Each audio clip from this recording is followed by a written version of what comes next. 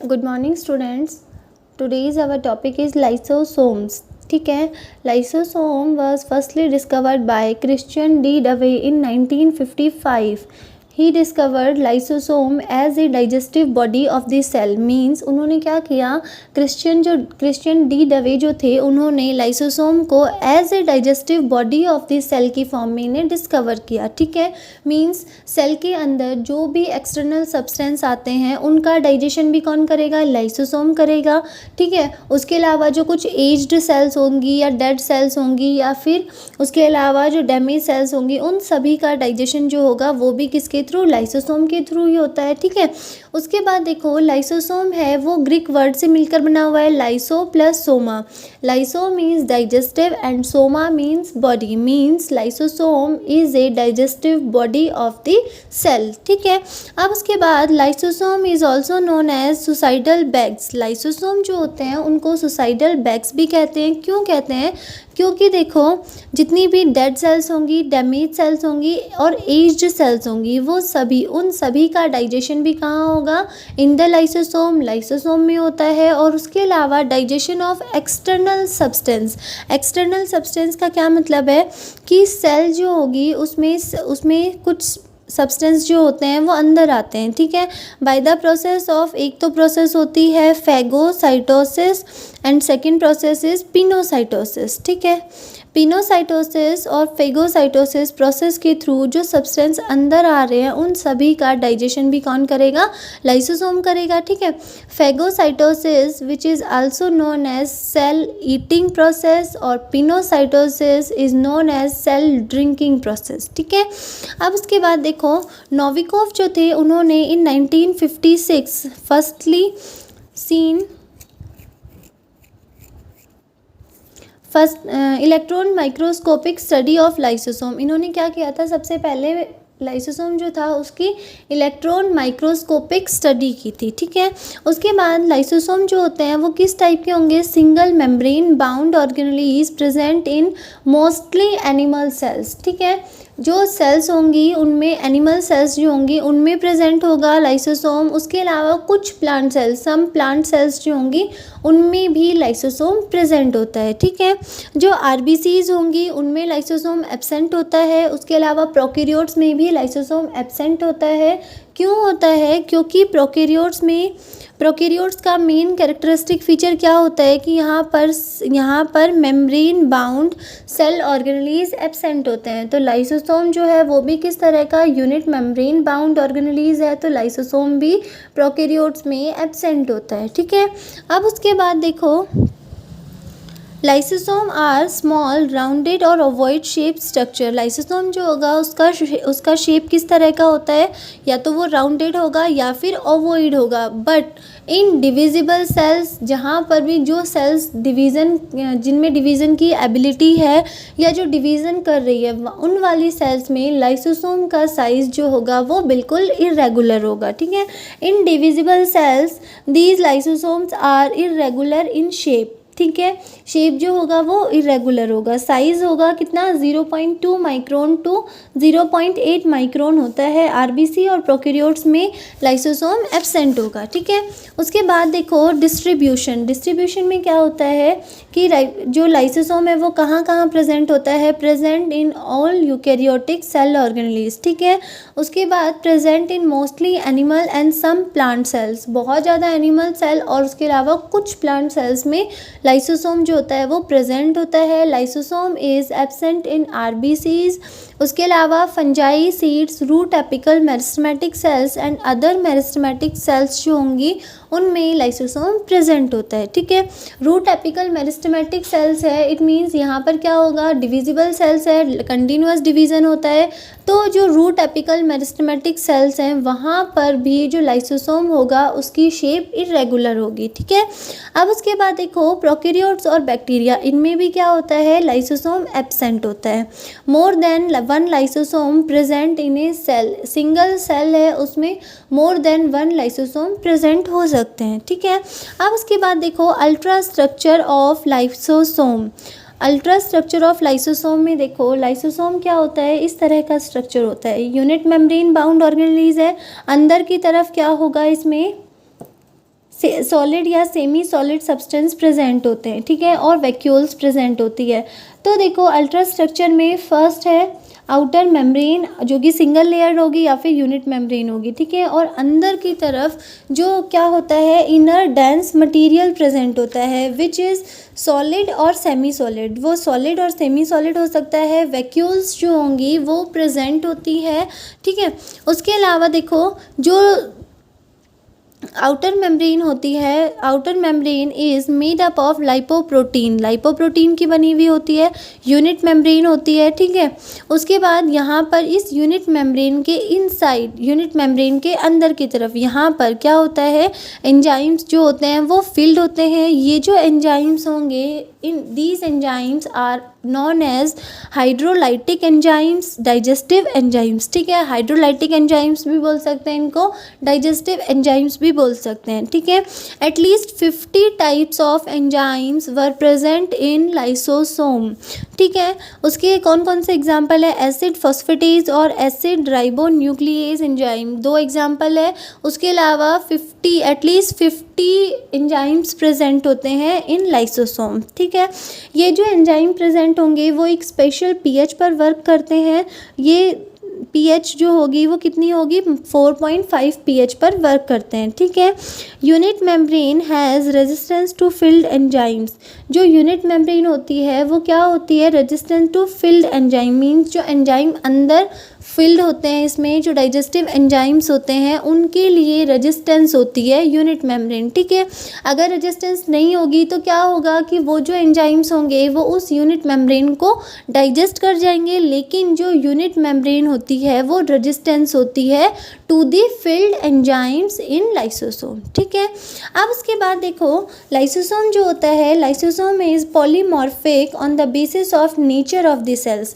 Lysosome जो होगा वो पॉलीमॉर्फिक होता है, मीन्स बहुत सारी इसकी मतलब इसकी जो मॉर्फोलॉजी होती है वो डिफरेंट डिफरेंट होती है, ठीक है।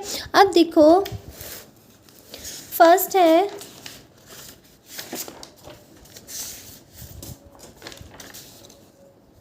पॉलीमॉर्फिज्म इन लाइसोसोम। लाइसोसोम जो होगा उसमें पॉलीमॉर्फिज्म किस तरह से शो होती है, तो फर्स्ट देखो primary lysosome, primary lysosome, secondary lysosome, residual bodies और ऑटोफेजिक ग्रेन्यूल्स, इन ये 4 जो होते हैं ये चारों पॉलीमॉर्फिज्म की फॉर्म में होते हैं, ठीक है।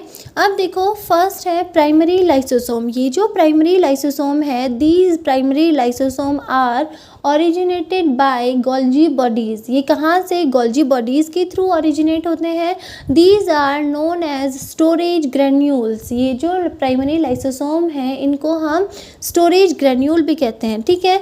Do not contain material for intracellular digestion. ये क्या करते हैं, डाइजेशन के लिए इनमें एंजाइम्स तो प्रेजेंट होंगे, लेकिन वो एंजाइम जो होते हैं वो इनएक्टिव फॉर्म में होते हैं, जिसके कारण वहाँ पर प्राइमरी लाइसोसोम जो होगा उसके अंदर इंट्रासेलुलर डाइजेशन जो होता है वो नहीं हो पाता, ठीक है। अब उसके बाद देखो सेकेंडरी लाइसोसोम। सेकेंडरी लाइसोसोम जो होगा उसमें क्या होता है, देखो ये एक सेल है, सेल के अंदर की तरफ फूड आया, फूड आने के बाद गोल्जी बॉडीज़ थी यहाँ पर, इन गोल्जी बॉडीज़ से प्राइमरी लाइसोसोम ओरिजिनेट हुआ। तो ये जो प्राइमरी लाइसोसोम होता है, ये प्राइमरी लाइसोसोम प्लस फूड, ये दोनों मिलकर एक स्ट्रक्चर का फॉर्मेशन करते हैं and this structure is known as secondary lysosome, ठीक है। ये जो स्ट्रक्चर होगी इसको हम क्या बोलते हैं, सेकेंडरी लाइसोसोम बोलते हैं। सेकेंडरी लाइसोसोम में क्या होगा, एक तो फूड होगा अंदर की तरफ, और ये जो बाहर वाला स्ट्रक्चर है ये क्या है, प्राइमरी लाइसोसोम, ठीक है। फूड के पास में देखो एंजाइम्स प्रेजेंट है। ये एंजाइम क्या, ये एंजाइम मेनली कौन सा होता है, लाइसोजाइम एंजाइम्स प्रेजेंट होते हैं जो कि एक्टिव होकर फूड का डाइजेशन करते हैं, ठीक है। तो देखो जब ये एंजाइम्स एक्टिव होंगे, फूड का डाइजेशन करेंगे, तो ये जो फूड का डाइजेशन करते हैं उसके बाद में ये जो फूड होगा out by the membrane of lysosome. ये जो फूड होता है ये लाइसोसोम की मेम्ब्रेन एंजाइम के थ्रू इस तरह से आउट कर दिया जाता है, ठीक है। अब उसके बाद देखो, these secondary lysosome are known as digestive vacuoles, इन्हें क्या बोलते हैं, डाइजेस्टिव वैक्यूल्स बोलते हैं। उसके अलावा हेटेरोलाइसोसोम बोलते हैं, फैगोलाइसोसोम बोलते हैं एंड हेटेरोफैगोसोम के नाम से भी इन्हें हम जानते हैं, ठीक है। Secondary lysosome originate from pinocytosis and phagocytosis process. देखो, फेगोसाइटोसिस जो प्रोसेस होती है उसमें क्या होता है, सेल ईटिंग, मींस जो सब्सटेंस है, ये एक सेल है, ठीक है, सेल के अंदर जो सब्सटेंस आ रहा है वो अगर सॉलिड फॉर्म में है तो इस प्रोसेस को हम क्या बोलते हैं, फेगोसाइटोसिस, ठीक है। और पिनोसाइटोसिस किसको बोलते हैं, सेल ड्रिंकिंग, मींस इसमें क्या होता है, ये एक सेल है, ठीक है, सेल के अंदर अगर सब्सटेंस आ रहा है तो वो अगर लिक्विड फॉर्म में है तो उसको हम क्या बोलते हैं, पिनोसाइटोसिस, ठीक है। पिनोसाइटोसिस और फेगोसाइटोसिस, इन दोनों प्रोसेस के थ्रू जो फूड होता है वो अंदर आता है। फूड अंदर आने के बाद ये फूड प्राइमरी लाइसोसोम के साथ अटैच होता है और दोनों सेकेंडरी लाइसोसोम को ओरिजिनेट करते हैं, ठीक है। तो सेकेंडरी लाइसोसोम की ओरिजिनेट किससे हुआ, पिनोसाइटोसिस और फेगोसाइटोसिस से, ठीक है। Is that clear.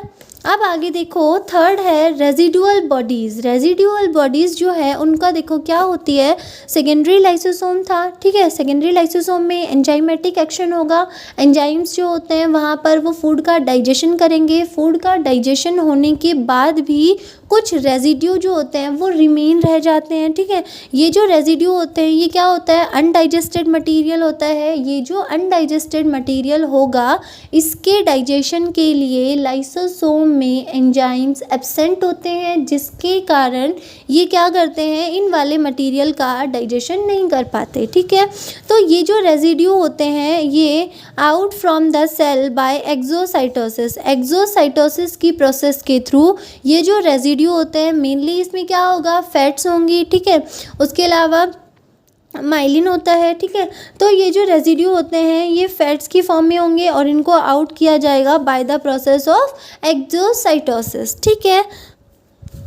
अब आगे देखो, नेक्स्ट आता है these residual bodies cause of multiple of disease. ये जो रेजिडुअल बॉडीज़ होती है ये बहुत ज़्यादा, ये क्या करती है, डिजीज़ कॉज करने के लिए भी रेस्पॉन्सिबल होती है। These residual bodies are known as telolysosome और डेंस बॉडीज़, ठीक है। अब आगे देखो, next fourth is autophagic vacuole. Autophagic vacuole जो होती है वो क्या होती है, form of lysosome which digest of cell organelles. देखो ये क्या करती है, ऑटोफेजिक। ऑटोफेजिक का क्या मतलब है कि ये ऑटोलाइसिस करेंगी। ऑटोलाइसिस मीन्स क्या करती है, लाइसोसोम की फॉर्म होगी और ये खुद ही सेल ऑर्गेनेलीज का डाइजेशन कर देती है, ठीक है। These autophagic vacuoles are known as cytolysosome, autophagosome and autolysosomes, ठीक है। आगे देखो, नेक्स्ट है ऑटोलाइसिस। ऑटोलाइसिस में क्या है, self degeneration of cellular tissues. Cellular tissue का सेल्फ डीजनरेशन हो रहा है, अपने यहाँ पे जो टिश्यू है वो डीजनरेट हो रहे हैं, तो इस प्रोसेस को हम, this process is known as autolysis, ठीक है। Due to the presence of enzymes in the membrane of lysosome. Lysosome जो होंगी उसकी, लाइसोसोम जो होते हैं उसके अंदर एंजाइम्स प्रेजेंट होते हैं, जिसके कारण जो सेलुलर टिश्यू होंगे उनका सेल्फ डीजनरेशन होता रहता है। और ये जो सेल्फ डीजनरेशन की जो प्रोसेस होती है, this process is known as autolysis, ठीक है। अब आगे देखो, chemical nature of lysosome. At least 50 type of digestive enzymes present in the lysosome. और ये जो एंजाइम होंगे ये 4 to 5 pH पर वर्क करते हैं, ठीक है। Enzymes present in the lysosome, तो ये क्या होते हैं, इनसाइड द यूनिट मेम्ब्रेन। जब ये यूनिट मेम्ब्रेन से इनसाइड होते हैं, मींस यूनिट मेम्ब्रेन के, जब तक ये जो एंजाइम्स है ये यूनिट मेम्ब्रेन के अंदर होंगे तो ये इनएक्टिव होते हैं, लेकिन जैसे ही यूनिट मेम्ब्रेन जो होती है वो ब्रस्ट होती है, फट जाती है, तो ये जो एंजाइम्स होते हैं एक्टिव हो जाते हैं, ठीक है। Next is function of lysosome, function of lysosome में देखो external particles digestion, one is external particles digestion. इसमें देखो फेगोसाइटोसिस और पिनोसाइटोसिस बता चुकी हूँ। सॉलिड सब्सटेंस को अगर सेल में एंटर होता है तो उसको हम फेगोसाइटोसिस बोलते हैं, और अगर लिक्विड मटेरियल सेल के अंदर एंटर होता है तो उसको हम पिनोसाइटोसिस बोलते हैं। ठीक है, तो पिनोसाइटोसिस और फेगोसाइटोसिस इन दोनों प्रोसेस के थ्रू जो मटेरियल अंदर आएगा उसका भी डाइजेशन लाइसोसोम करता है। ठीक है, उसके बाद intra cellular digestion, intra cellular digestion में क्या होगा, इंट्रा सेलुलर डाइजेशन जो होता है उसमें देखो लाइसोसोम जो होंगे वो प्रोटीन, फैट और ग्लाइकोजन इनका डाइजेशन करते हैं। और ये जो डाइजेशन होते हैं, देखो डाइजेशन आउटसाइड द सेल, और ये डाइजेशन करने के बाद में ये क्या करते हैं, इस सेल से बाहर की तरफ आ जाएगा। ठीक है, अब आगे देखो नेक्स्ट है extra cellular digestion. Extra cellular digestion में क्या होगा, देखो लाइसोसोम ऑफ स्पर्म, स्पर्म का जो लाइसोसोम होता है वो digestion of the egg membrane, lysosome of sperm, sperm का लाइसोसोम जो होता है वो एग मेम्ब्रेन का डाइजेशन कर जाता है। ठीक है, ये क्या हुआ, सेल से बाहर हुआ, एक्स्ट्रा सेलुलर डाइजेशन हो गया। ठीक है, उसके बाद में ऑटोलाइसिस, ऑटोलाइसिस में क्या होता है, digestion of cell organelles, means जो लाइसोसोम है वो क्या करता है, सेल ऑर्गेनेलीज का ही डाइजेशन कर जाता है। देखो बहुत सारे सेल ऑर्गेनेलीज ऐसे होते हैं जिनका लाइफ स्पान शॉर्ट होता है, तो उनका डाइजेशन किया जाता है। डाइजेशन करने के बाद में उन सेल ऑर्गेनेलीज को बाहर रिमूव किया जाता है, और इसे ही हम क्या बोलते हैं, डिस्पोजल बैग्स कहते हैं। ठीक है, many cell organelles have short life span, तो उसके बाद में उनका डाइजेशन होगा, डाइजेशन होने के बाद उनको रिमूव कर दिया जाता है। That's why lysosome is also known as disposal bags. ठीक है,